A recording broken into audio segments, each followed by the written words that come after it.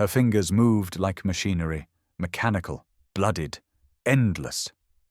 Bettie Hall had been 12 years old for 3 months, but her hands looked 60. The loom never stopped. Neither did she. The textile mill sat squat and dark at the edge of Millerton, smoke belching from brick stacks that choked the valley air. Inside, the noise was deafening. Metal on metal, gears grinding, shuttles flying back and forth like angry wasps, and beneath it all, the sound of children breathing. Just breathing, trying to stay awake, trying to stay alive. Bettie's dress hung in tatters, grey fabric stained black with machine oil and dried blood from where the threads had cut her palms raw. Her blonde braid, once carefully woven by her mother's hands, now hung limp and matted against her back. Barefoot on the splintered wood floor, she swayed slightly. Exhaustion pulling at her bones like gravity had doubled overnight. She was thin as a fence rail, skin stretched tight over fragile bones, eyes hollow and vacant as abandoned wells. No one called her by name here. She was the Hall girl, or number 7, or sometimes just that one. No one asked how she was. No one cared. The foreman walked between the looms with a leather strap coiled in his fist, eyes watching for any child who slowed, who stumbled, who dared to stop. Most of the workers weren't bidding on freedom. They were just children, sentenced to years of servitude for debts their dead parents had left behind. But when a child got chained to a loom 12 hours a day in plain sight of the town, some men turned away in shame, some got angry and did nothing, and the worst kind called it teaching responsibility. One such man stood near the loading dock, tallying wool deliveries and tobacco stains on the shipping ledger. Factory owner's man. Another worker whispered through cracked lips. Gets paid for every kid who stays past their term. Interest on the debts, he calls it. He didn't sound surprised. No one did anymore. Then the mill doors opened, and through the smoke and stifling heat came a man leading a mule loaded with wool bales, worn leather hat, a long dark coat despite the summer warmth, and silver-streaked hair that caught the dusty light filtering through grimy windows. His name was Luke Gad, 45 years old, a man with no wife, no daughter anymore, and a mountain ranch he couldn't keep together without waking at dawn and working until his bones screamed for mercy. Luke wasn't headed to the mill that day for anything but business. He was just delivering his wool clip, maybe collecting payment, then heading back to the silence of the high country, where the only voices were wind and ravens. He'd made this trip twice a year for a decade. Same route, same transaction, same careful avoidance of thinking too much about what happened inside those walls. But when he stepped through those doors and his eyes adjusted to the darkness, he saw her. Bettie Hall, swaying at her loom, fingers bleeding, moving, with the terrible rhythm of someone whose body had forgotten it was human. Her lips moved silently, counting threads maybe, or praying, or just repeating some word over and over to stay conscious. She didn't look up when he entered. She'd learned long ago not to hope for rescue. Luke stopped walking. The foreman noticed, walked over with a practiced smile that never reached his eyes. Gad, got your payment ready. Premium price for premium wool. He counted out bills with greasy fingers, trying to angle Luke's attention away from the children. Economy's rough, but we keep the mills running. Employ a lot of folks, feed a lot of families.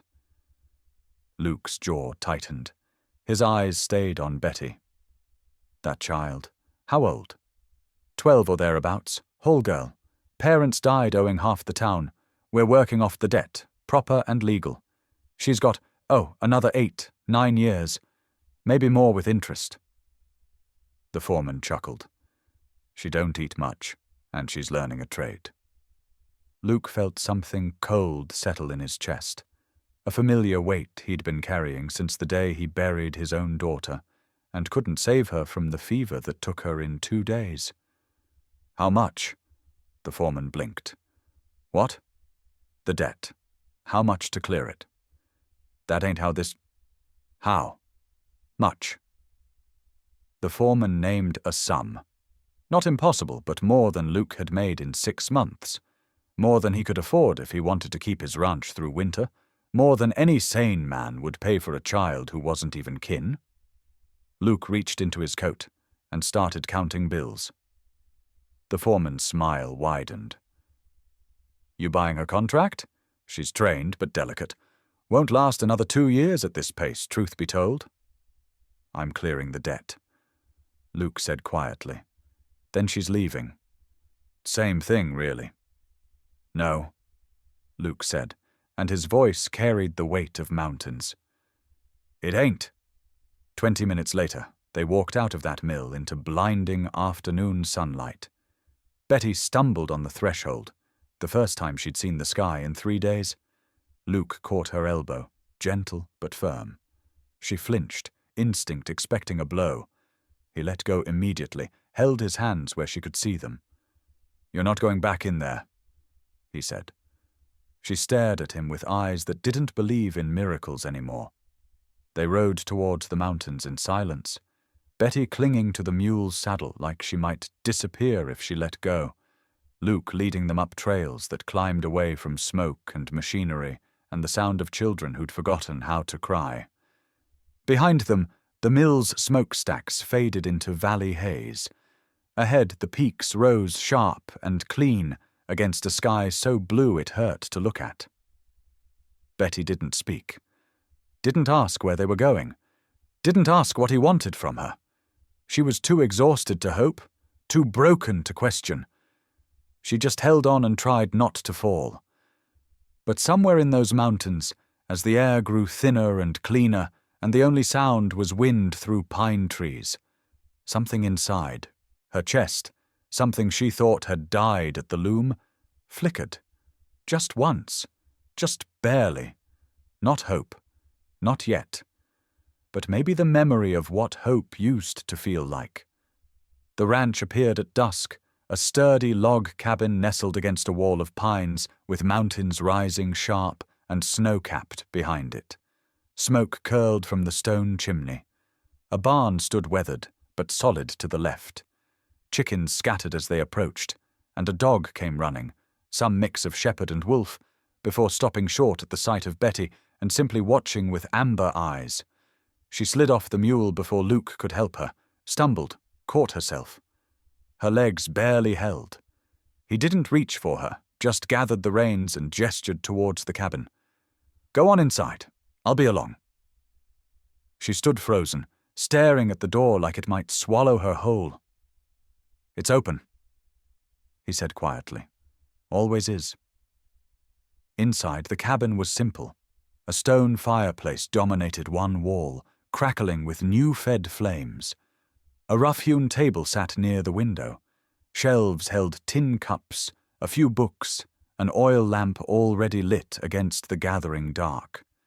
The air smelled like wood smoke and coffee and something else, something Betty couldn't name because she'd forgotten it existed. Safety, maybe, or just the absence of fear. Her eyes caught on a closed door to the right. Small, low handle. She moved toward it without thinking, pushed it open. The room inside was tiny, a child's bed with a patchwork quilt, a shelf with a carved wooden horse, a rag doll slumped in the corner. Everything covered in dust, thick as snow. Untouched. Waiting. She backed out fast, heart hammering. When Luke came in, she was standing pressed against the far wall, arms wrapped tight around herself. He set a bucket of water by the fire, didn't look at her directly.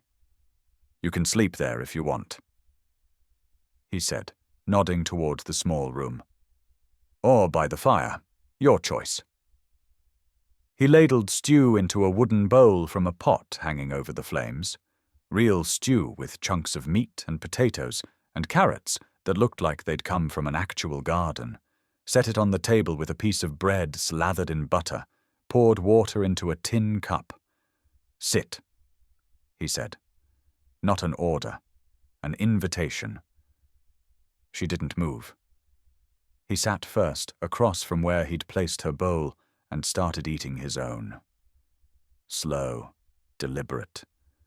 Showing her it wasn't poisoned, wasn't a trick. After a long minute, he said without looking up, "You don't owe me nothing. You're not working off a debt. You're just here." She stared at the food. Her stomach cramped with hunger, so sharp it hurt, but her hands wouldn't move. "You can eat it," he said. "All of it. Should I save some?" Her voice came out like gravel, rough from disuse. "For later." He paused, spoon halfway to his mouth, set it down carefully. "There'll be more later. There's always more." She sat, picked up the spoon with trembling, scarred fingers. The first bite tasted like something from a dream. Warm, rich, real. She ate, slowly at first, then faster, then had to force herself to stop before she got sick. When she looked up, Luke was gone. She heard water running outside, footsteps on the porch, the dog barking once. She curled up on the floor by the fire, not trusting the bed, not trusting the small room with its ghost of another child. Sleep came fast and hard. The nightmare came faster. Looms, endless looms. The foreman's strap. Machinery that never stopped. Gears that ground and ground until her fingers were just threads being woven into fabric, until she was disappearing into the machine, until she couldn't breathe, couldn't scream, couldn't... She woke thrashing. A strangled cry caught in her throat. Silence. Just the fire crackling, the dog's soft breathing near the door. And then she saw him, Luke, sitting in the chair by the window, not looking at her, just there, awake, keeping watch. "You're safe," he said quietly to the darkness. "You're safe here." She didn't believe him, but she closed her eyes anyway. When she woke again near dawn, he was still there, head tilted back against the chair, eyes closed, but hands loose and ready on the arms. The dog had moved closer to her, a warm presence between her and the world. Outside, the sky was turning gold over the mountains. Birds sang, the air smelled like pine and clean earth, and for the first time in 3 years, Bettie Hall woke up without the sound of machinery in her ears. She was already outside chopping wood when Luke emerged at first light. The axe was too heavy for her, the blade dull, but she swung it anyway with mechanical precision. Lift, drop, split. Lift, drop, split. Her hands bled from fresh blisters over old scars. He watched from the porch, coffee steaming in his hand. "You don't need to do that." She didn't stop, didn't look at him, just kept swinging. "Betty." The axe came down crooked, stuck in the wood. She pulled at it, yanked, her whole body shaking with effort and something close to panic. He walked over slow, set his coffee on a stump, and gently took the axe handle. She released it like he'd burned her, stepped back fast. "I can work," she said, voice tight. "I'm not useless. I can earn. You're not earning anything. You're here. That's all." "Then why?" Her eyes were wild, confused. "Why did you pay? What do you want?" He didn't answer right away, just pulled the axe free, set it aside, and gestured to the woodpile he'd already split yesterday. "I got enough wood. What I need is someone to feed the chickens. They're mean and I don't like them much." It wasn't true, but she didn't know that yet. By noon she'd scrubbed every floor, reorganized the shelves, and tried to mend a shirt that didn't need mending. Her body only knew one language: work until you drop, or they'll send you back. Luke let her move, let her burn off the fear in the only way she knew how, but when she reached for a bucket to haul water from the creek, he stepped in. "Sit," he said, pointing to the porch. "Steps. Just sit for 5 minutes." "I can't. 5 minutes won't kill you." She sat, rigid as iron, hands clenched in her lap. He disappeared inside and came back with 2 of his daughter's books, primers with faded covers and careful illustrations. Sat beside her, not too close. You read. She shook her head. Want to learn. She stared at the books like they were artifacts from another world. Finally, she whispered, Will it help? With work? It'll help with living. That evening, after she'd exhausted herself trying to earn an existence she already had, Luke found her kneeling in the dirt near the garden plot. She'd planted something, wildflower seeds she'd found scattered near the tree line. Her hands moved carefully, almost reverent. Those won't grow for weeks, he said. I know. She patted the earth down. But they will grow, won't they? Yeah, they will. She looked up at him, dirt on her face, and something in her eyes had shifted. Not trust, not yet, but curiosity, the beginning of wonder. He handed her the carved wooden horse from his daughter's room, the one he'd kept pristine for 7 years, unable to touch it, unable to let it go. This was hers, Sarah's, my daughter. Betty took it carefully, like it might shatter. Where is she? Fever took her. 5 years back, she was 7. His voice stayed steady, but his hands didn't. Couldn't save her. Tried everything. Wasn't enough. I'm sorry. Me too. He stood, brushed dust from his knees. Maybe that's why I had to save you. Couldn't save her, but I could save someone. That night, sitting by the fire with a primer open on her lap, Betty began to hum. Soft at first, barely audible.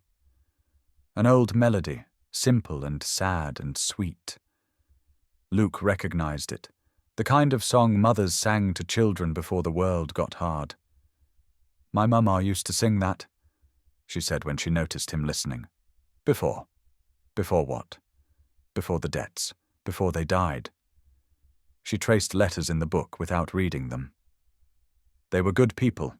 Papa worked the lumber mill. Mama took in sewing. But Papa got hurt, couldn't work, and the debts just grew. Like weeds. They tried everything, sold everything. Mama even sold her wedding ring. Her voice cracked. They died trying to protect me from it, but the debt didn't die with them. Luke poked at the fire, watched sparks rise toward the rafters. Debt's got no right to own a person, especially not a child.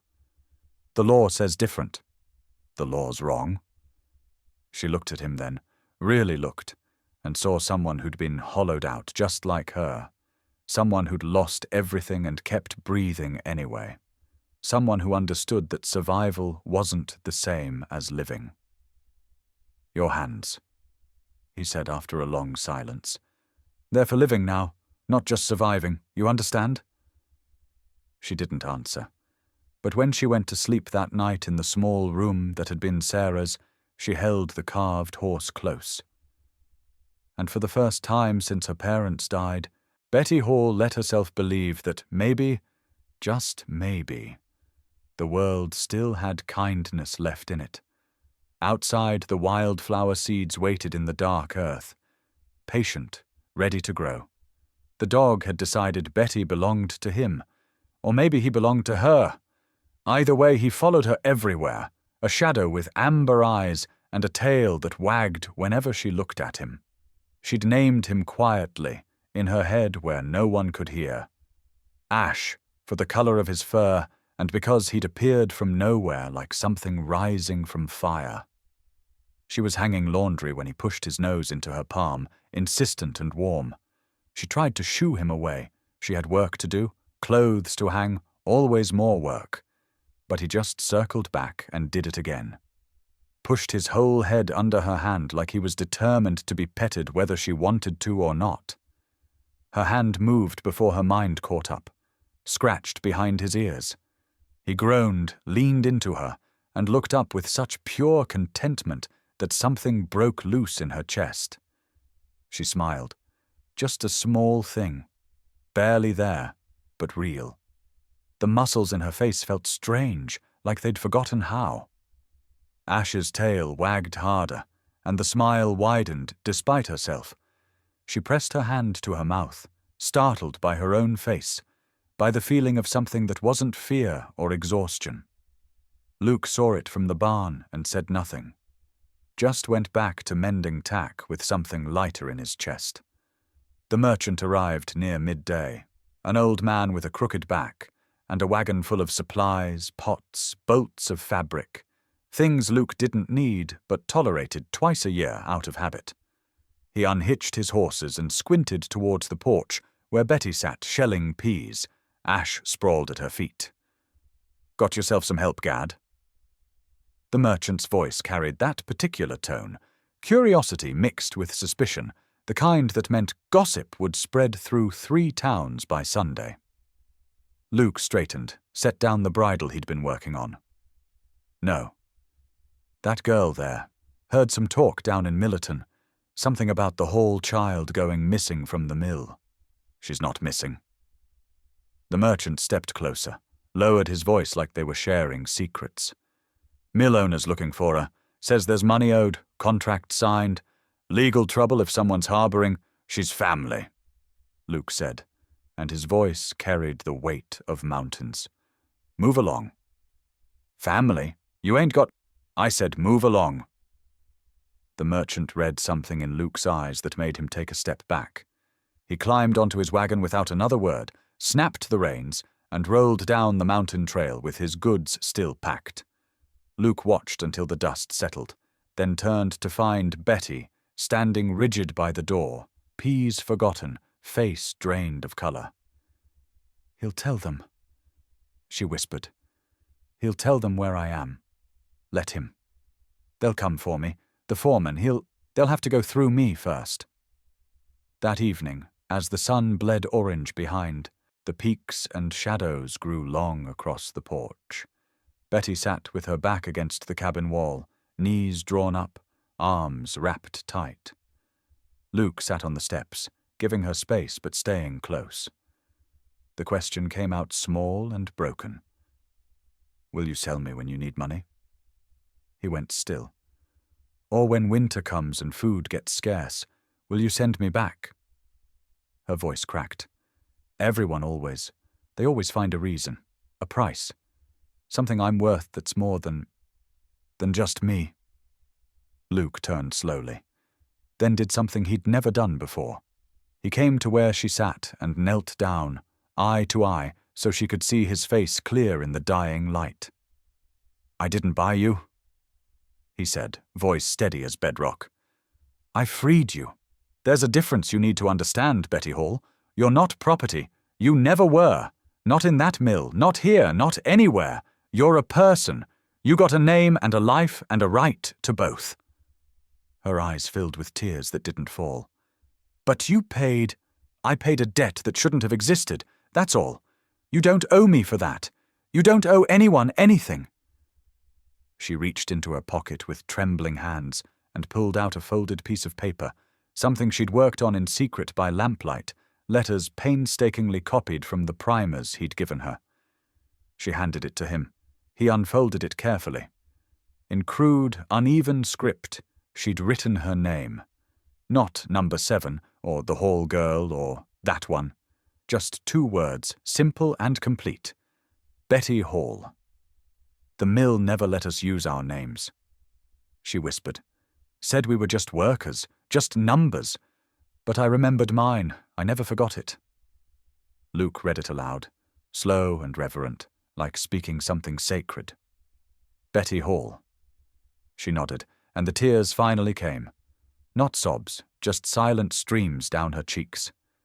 "That's me. That's who I am." "Yeah," he said quietly. "That's who you are." He handed the paper back, but she shook her head. "You keep it, so you remember, so you don't forget I'm real." "I won't forget." They sat in silence as darkness fell and stars began to pierce the sky. Ash moved between them, rested his head on Betty's knee. Somewhere in the trees, an owl called. The air smelled like pine and coming rain. "Luke." Her voice was barely audible. "Yeah? Thank you. For remembering I'm a person." He looked at her, This child who'd survived hell, who'd been ground down to nothing and was slowly, painfully, remembering how to be human again.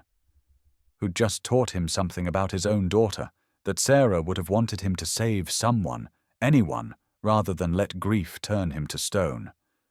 "You're welcome, Bettie Hall," he said, and meant it with everything he had left.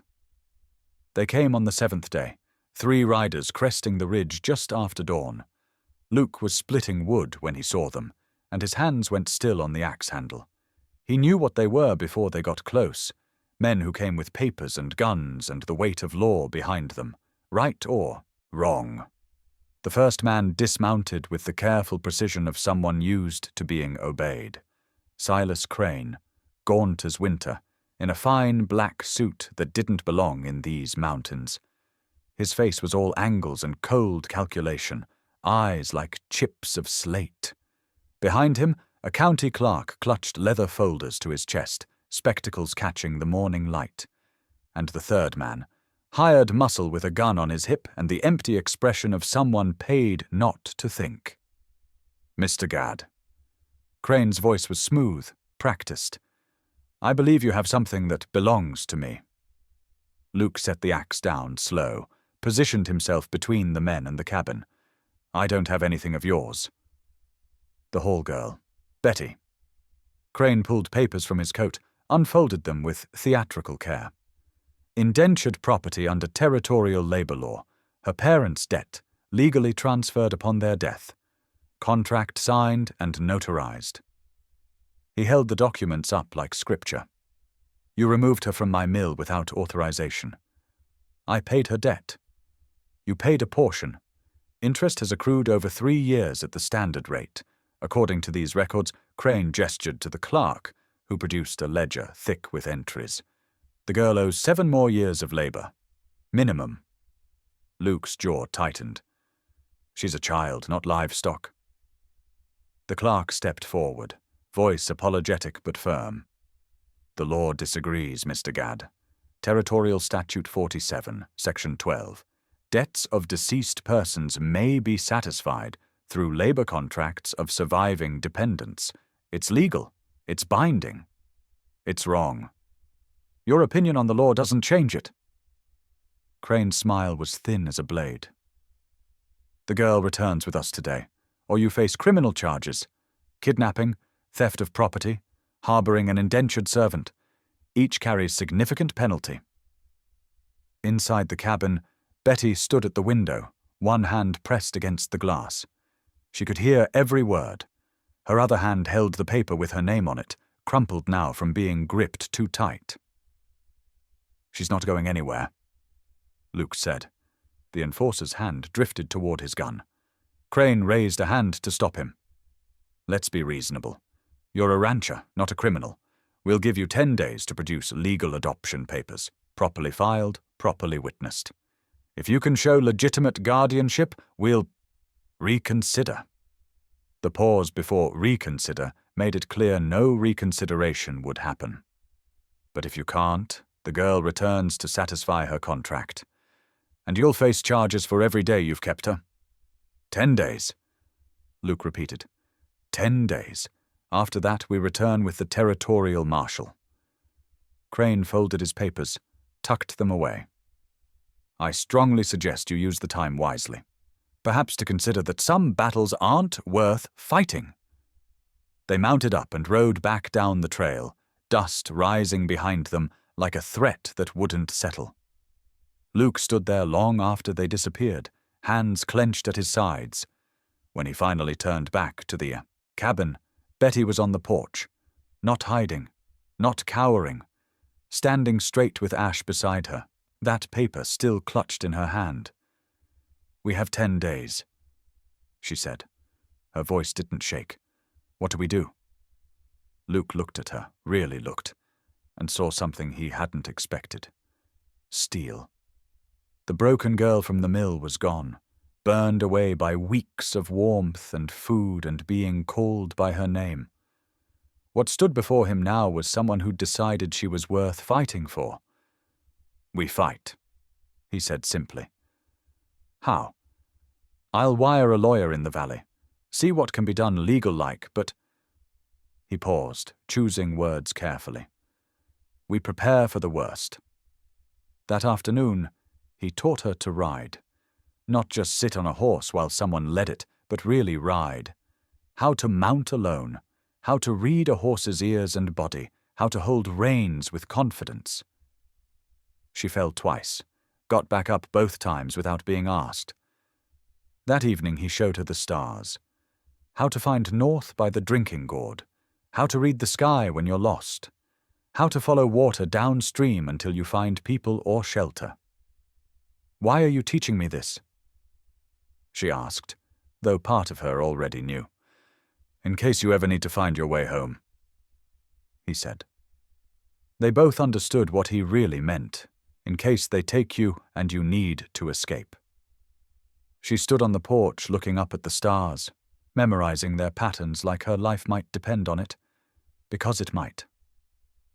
"I won't go back there," she said quietly. "Not alive. You won't have to." Luke's voice was iron. "I promise you that." She turned to face him, this man who'd freed her for no reason except that it was right. "They'll come back. Let them. They have the law. I have something better." He met her eyes. "I have what's right. And I have you, Bettie Hall. That's enough." She nodded, tucked her paper with her name on it back into her pocket, and went inside to sleep. But first she checked the knife he'd left on her bedside table. Just in case. Just so she'd know where it was. Outside, Luke sat on the porch with his rifle across his knees, watching the trail. 10 days. They had 10 days to figure out how to fight a system that saw children as currency. It would have to be enough. The lightning came in the night, splitting the sky with violence that shook the cabin walls. Betty woke to thunder that sounded like the world breaking apart. By dawn, smoke rose from the valley below, a black column twisting upward like something alive and angry. Luke stood on the porch, watching. Betty came out with Ash at her heels, followed his gaze to where the smoke darkened the southern sky. "How far?" she asked. 10 miles. Maybe less." He tested the wind, felt it shift wrong, blowing north, pushing toward them. "It's coming this way." They stood there for a moment, watching the smoke column grow, spread, become a wall of darkness that ate the horizon. Then Luke moved. "Get the horses. We need to move the livestock to high ground, now." She didn't ask questions, just ran. They worked fast, no wasted motion. Luke herded cattle toward the upper pasture, while Betty opened gates, drove the horses up the trail to where bare rock and sparse grass might save them. She released the chickens from their coop, scattered grain towards the creek. Every living thing that could run was given the chance. The smoke thickened. What had been miles away at dawn was now visible through the trees, an orange glow that pulsed like a heartbeat. The wind picked up, hot and full of ash that stung their eyes and choked their lungs. "We need to load the wagon," Luke shouted over the growing roar. Fire had a sound, a freight train of wind and burning that built until it drowned out everything else. Betty ran for the cabin. Grabbed blankets, food, water skins. Her hands moved without thinking, efficient and quick. She was reaching for her own few belongings when Luke burst in, breathing hard. "No time. We have to— just these." She held up the carved horse, the primers, the folded paper with her name. Her only proof she'd existed before this moment. He grabbed them without argument, stuffed them in a saddlebag, then pulled Sarah's old coat from a peg and thrust it at her. "Put this on. The smoke's getting worse." Outside, the sky had turned the color of a bruise. Ash fell like snow, coating everything in gray. The temperature spiked, the fire pulling oxygen toward itself, creating wind that bent trees and sent embers spiraling upward. A spot fire ignited in the grass near the barn. Then another. Then 5 more. "It's jumping." Luke swung onto his horse, reached down for Betty. We can't outrun it on the wagon. Leave it. Get up here." She grabbed his hand, and he hauled her up behind him in one motion. Ash leaped after them as Luke spurred the horse toward the ridge trail, the only path that might get them above the flames. The fire crowned the trees behind them with a sound like thunder. Whole pines exploded from the heat, sending burning branches arcing through the air. The world became orange and black and suffocating. Betty pressed her face against Luke's back, eyes streaming, lungs screaming for clean air that didn't exist. They rode hard, pushing the horse past what was safe, past what was sane. The trail disappeared under smoke so thick they navigated by memory and prayer. Behind them, the fire roared closer, a living thing that wanted to consume, that chased them with the inevitability of nightmare. A burning branch crashed across the trail ahead. The horse reared. Luke fought for control while Betty held on with everything she had, legs locked, hands gripping his coat. They veered off-trail, crashing through underbrush, the horse wild-eyed and panicking. "The creek!" Luke yelled. "We need water!" She could barely hear him over the fire's roar, but she understood. They broke through the tree line and found the creek. Shallow, barely running, but wet. Luke drove the horse into it, and they splashed through, soaking themselves, buying seconds of protection. The firestorm hit the ridge behind them like judgment. Trees went up all at once, a wall of flame 200 feet high.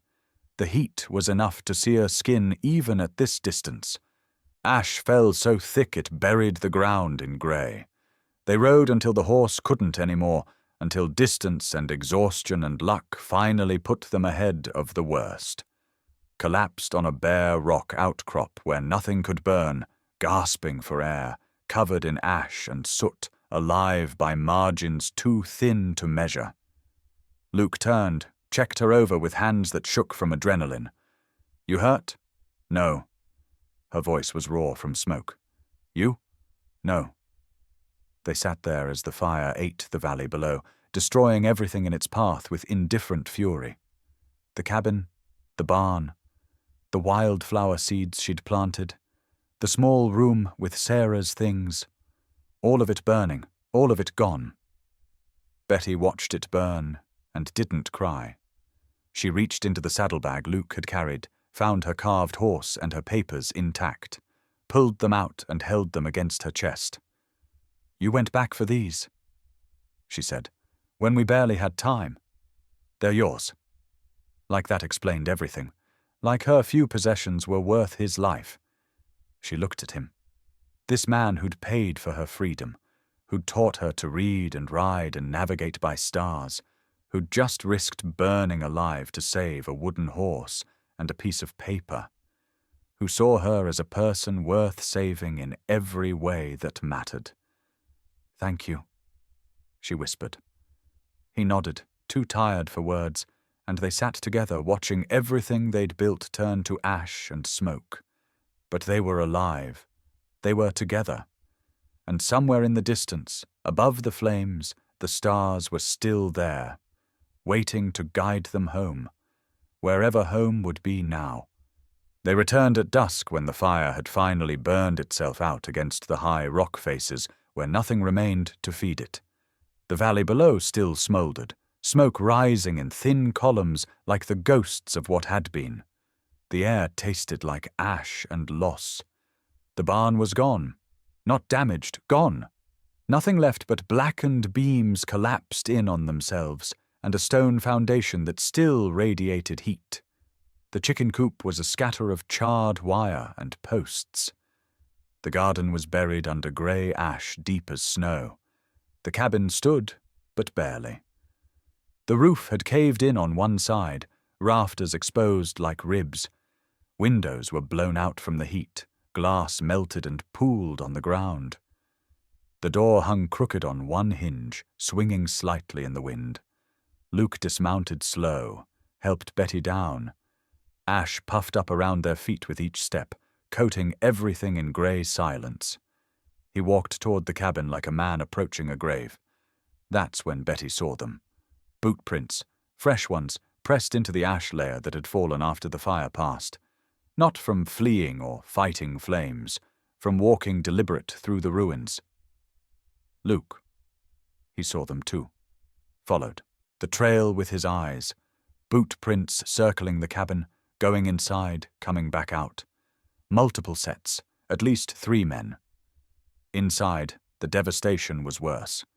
What the fire hadn't destroyed, someone had. The table was smashed, legs broken off and thrown aside. Shelves pulled down, contents scattered and trampled. The rocking chair, Sarah's chair, the one Luke had kept pristine for 7 years, was reduced to kindling.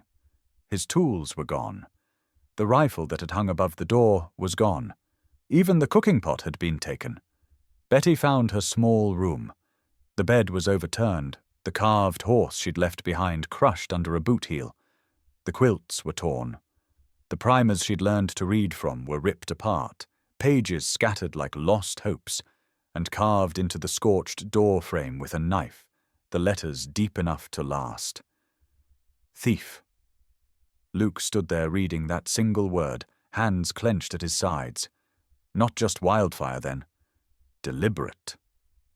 While they'd run from the flames, Silas Crane had sent men to finish what nature started, to burn what the fire missed, to send a message carved in ash and ruin.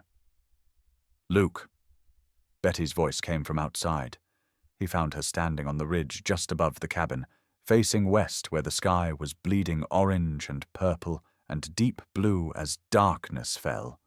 Smoke still rose from the valley, backlit by the dying sun. The destruction spread out below them like a map of everything they'd lost. She stood barefoot on the ash-covered ground, still wearing Sarah's coat over her simple dress, blonde braid hanging down her back. The light caught her profile. This child who'd survived the mill, who'd learned to smile again, who'd planted wildflowers and memorized stars, who'd just watched everything burn twice in one lifetime. Luke came to stand beside her in his long dark coat, silver hair catching the last light, shoulders weary but straight. They stood there together, 2 figures against the twilight, facing the ruins of what had been their home. "They want us broken," Betty said quietly. Her voice didn't shake. "They want us to run. That's all this is." Luke looked at her, really looked, saw not the hollow-eyed girl he'd pulled from the mill, not the terrified child who'd flinched at kindness, saw someone forged in fire, someone who'd lost everything twice and refused to lose herself in the losing, saw steel where there'd been only fear. "And?" he asked. She met his gaze, jaw set, eyes clear. "We don't break, we don't run." The words hung in the air between them, simple and absolute. A declaration, a promise, a line drawn in ash that said, "This far, no further." "They'll come back," Luke said. "In 2 days, with the marshal, with the law behind them. Let them come. They'll try to take you. They can try." She looked back at the ruins, then at him. "You taught me to ride, to navigate, to find water and read stars. You taught me I'm worth fighting for, that I'm a person, not property." Her voice strengthened. "I'm not going back to that mill, not alive, and I'm not leaving you to face them alone." Something in Luke's chest, something that had been locked tight since Sarah died, finally broke open. Not with pain, but with purpose. He'd saved Betty from the mill because it was right. But somewhere between teaching her to read and watching her plant wildflowers, between hearing her hum her mother's songs and seeing her stand firm against men with ledgers, she'd saved him too. "Then we rebuild," he said. "Starting tomorrow. We got 2 days before they come. That's enough time to show them we're still here." "How?" "Don't know yet, but we figure it out, together." She nodded once, firm as a handshake, and looked back at the valley. The light was almost gone now, stars beginning to pierce the smoke-hazed sky. The same stars he'd taught her to read. The same stars that had guided them to safety. They stood there as darkness fell completely. Two silhouettes against the ruins, making a silent pact in the ashes. Whatever came next, law or violence, paper or fire, they would face it standing, together, unbroken. Because sometimes the only way to fight back against a world that sees you as property is to refuse to disappear. To stand in the ruins and say, we're still here, we're still human, we still matter. And that's exactly what they intended to do. The first wagon arrived at dawn, wheels creaking up the mountain trail before the sun had fully cleared the peaks. Luke heard it coming and stepped out onto what remained of the porch, hand instinctively moving toward where his rifle used to hang. Then he saw who it was. Old Thomas Carter, bent with age but steady in the seat, a wagon bed full of fresh-cut lumber. He pulled up, looked at the ruins, and shook his head slow. Heard what happened. Fire and worse. He gestured to the lumber. Figure you might need this. Luke stood there, words caught in his throat. Don't just stand there looking stupid. Thomas said, help me unload. Before noon, 6 more families arrived. The widow Jensen with her grown sons, carrying pots of stew and stacks of blankets. The Morrison family, parents and 4 children, with tools and nails and strong backs ready to work.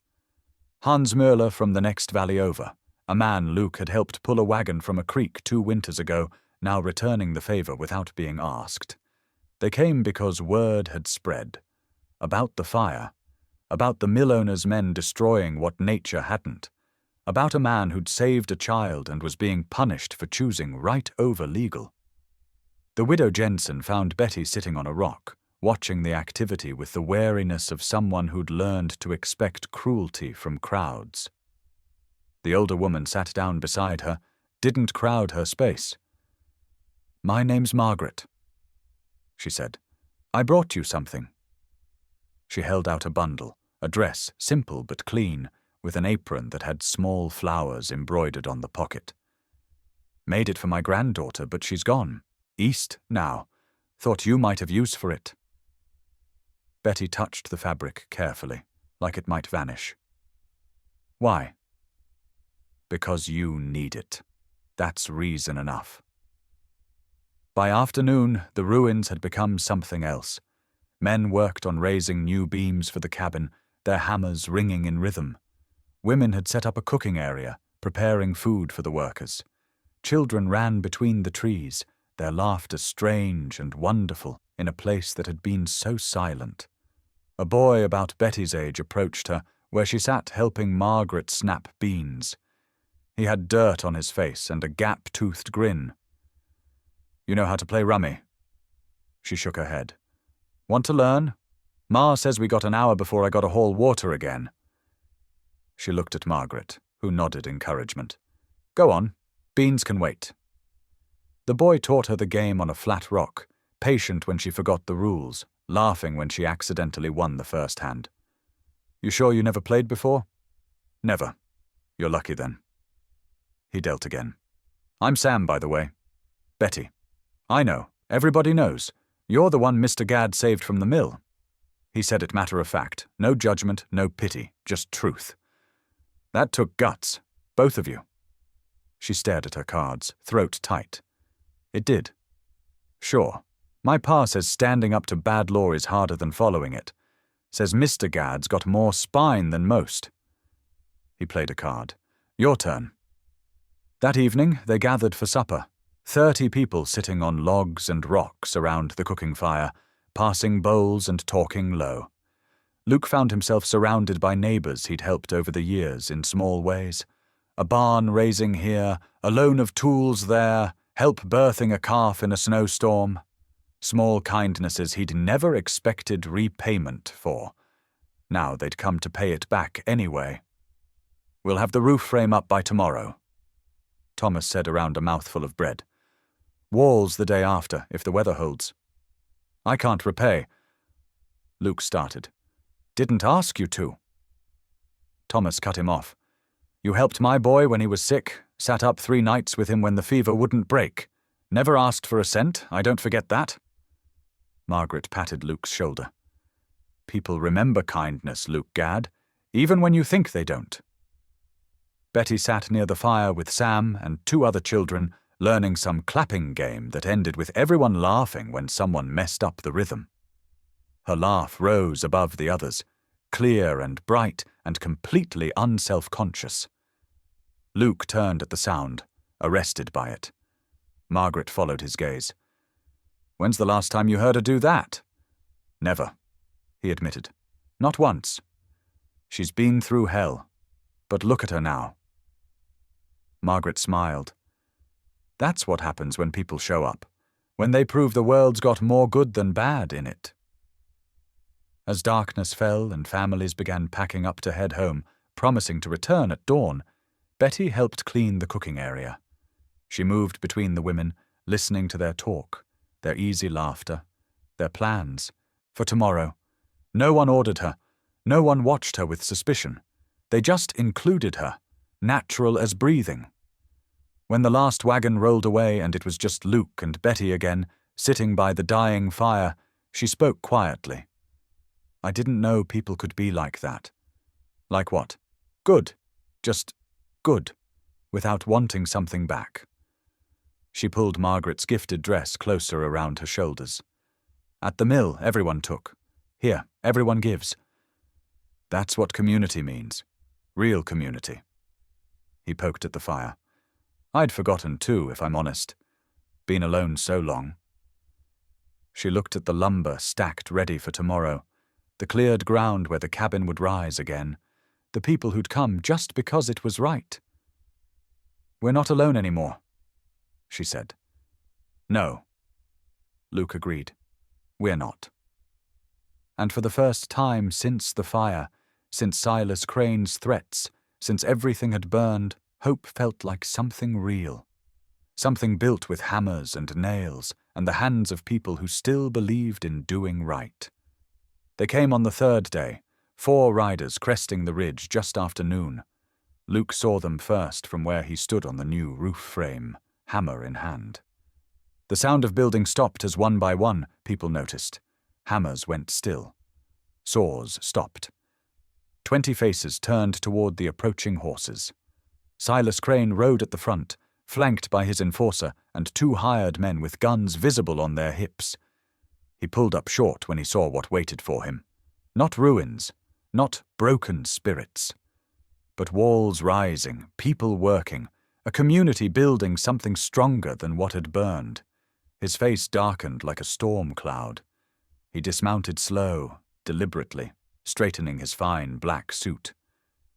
"Mr. Gad, your 10 days are up." Luke climbed down from the frame, boots hitting the ground solid. Thomas Carter and Hans Mueller moved to stand beside him. Then Sam's father. Then the widow Jensen's sons. A dozen ranchers forming a line without being asked, tools still in their hands. "I see that," Luke said. "You have the adoption papers?" "No." Crane's smile was thin and cold. "Then you're in violation of territorial labor law. I'm here to collect what's mine." He gestured to his men. "Retrieve the girl. She's not yours to collect." "The law disagrees." Crane pulled papers from his coat, the same documents he'd shown before. "Contract, debt, signed and legal. The girl returns with me today to fulfill her obligation. 7 years of labor owed." Luke didn't move. Behind him, more people gathered. Women with cooking spoons, young men with saws, Sam holding a hammer almost as big as he was. Not threatening, just present, just standing witness. Crane's eyes swept over them, calculating odds. Then he shifted tactics. His gaze found Betty standing near Margaret Jensen, wearing her new dress, hair braided neat, no longer the hollow-eyed girl from the mill. "You, come here." She didn't move. "I said come here. You're coming back to finish your contract. Girl, 7 years. The law says so, unless you want these people charged with harboring stolen property." Betty stepped forward. Not toward Crane. Toward the space between him and Luke. Margaret reached for her arm. Child, don't. But Betty gently pulled free. She walked with her back straight, head up, and stopped exactly halfway, close enough to speak, far enough to choose. "I don't belong to you," she said. Her voice carried clear across the clearing. Not loud, just certain. "I don't belong to the mill. I don't belong to any debt my parents didn't choose. My mama and papa died trying to protect me from that debt. I won't dishonor them by becoming a slave to it. The law is wrong." She met his eyes without flinching. "I belong to myself, just myself. I'm Bettie Hall, and I'm a person, not property." Crane's hand shot out, reaching for her arm. "You're coming with—" He never finished. Luke moved first, stepping between them. But he wasn't alone. Thomas Carter, Hans Miller, Sam's father, the widow Jensen's sons.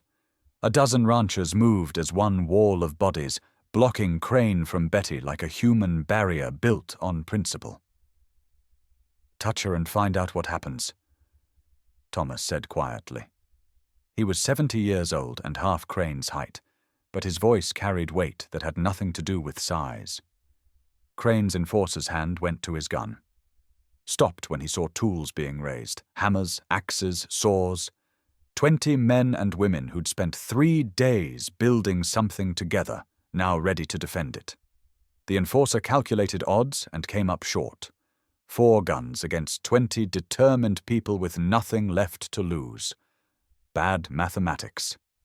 "You're interfering with the law," Crane said, voice tight with rage, barely controlled. "All of you. I'll bring the marshal. I'll bring charges. You'll all face—" "Let it hear," Thomas interrupted. "We'll tell them the truth. About a mill owner who works children to death. About debt slavery dressed up as law. About men who burned what the fire missed just to prove a point." He stepped closer. "Bring your marshal. We'll be waiting." Hans Miller nodded.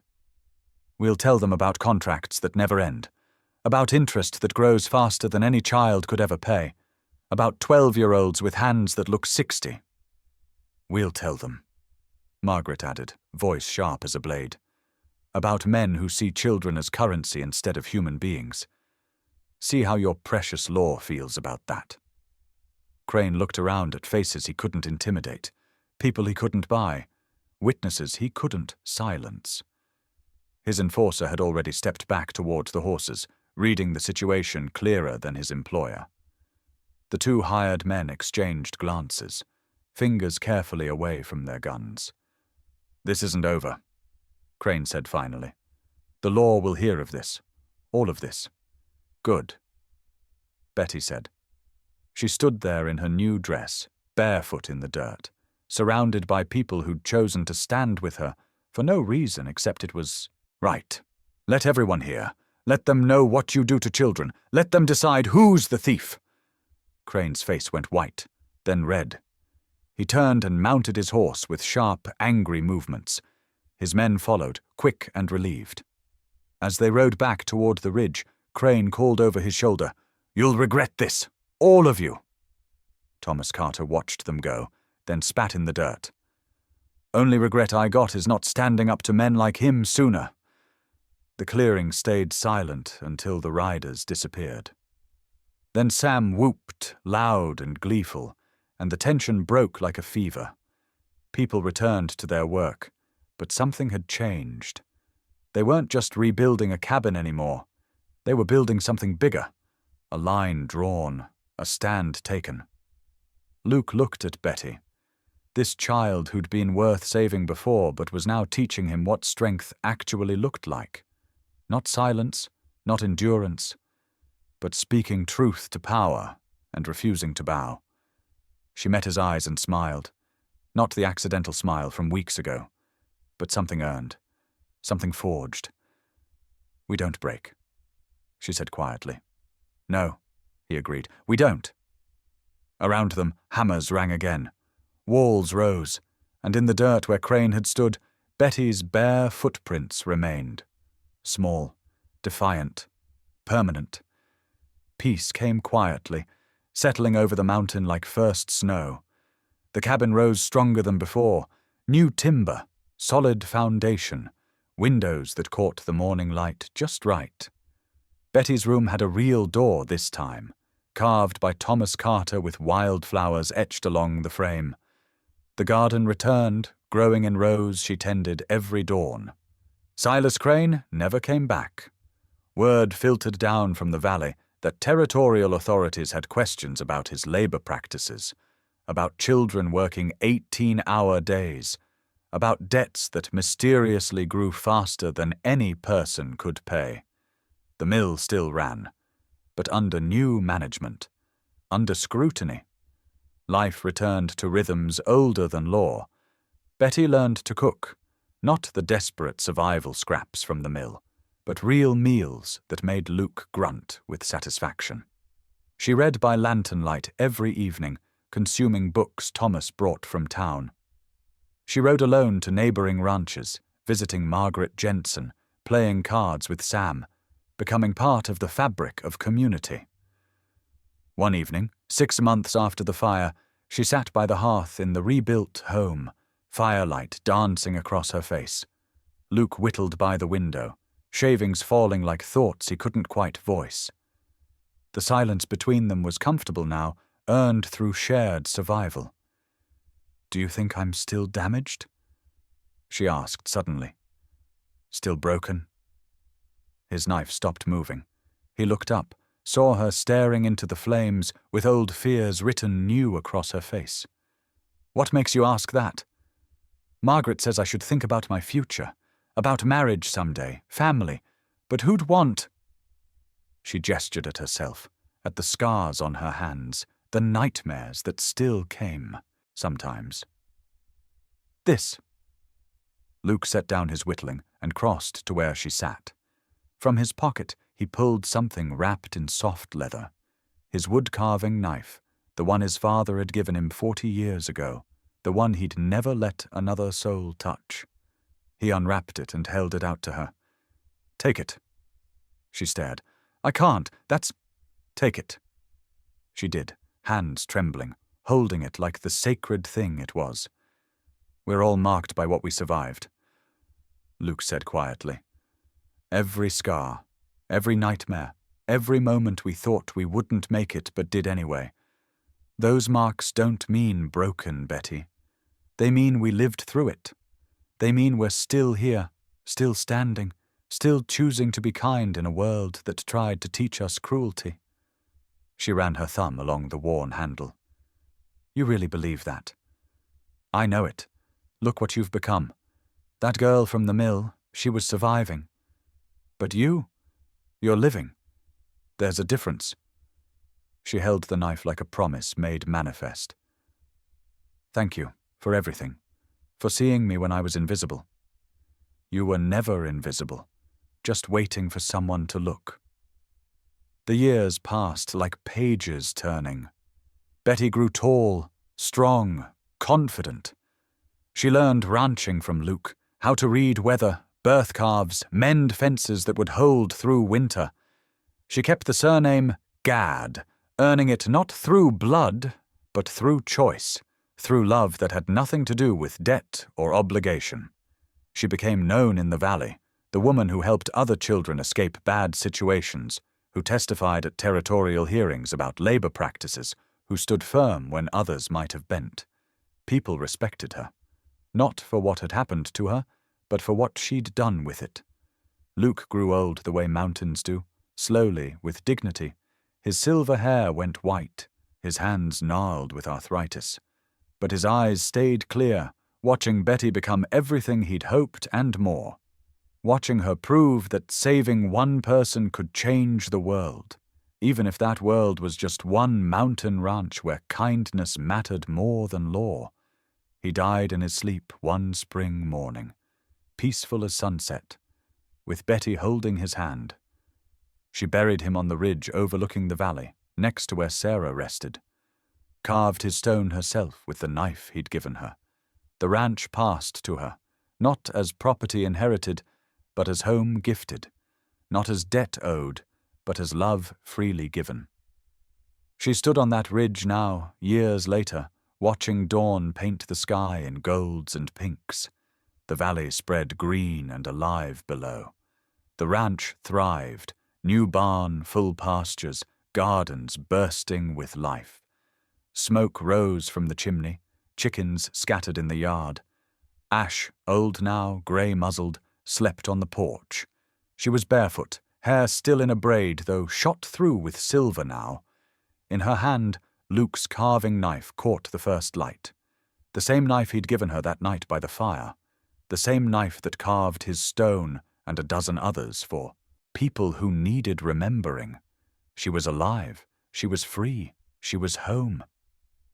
Behind her, a child's voice called from the cabin, one of the 3 she'd taken in over the years, children with nowhere else to go, children who needed someone to see them as human.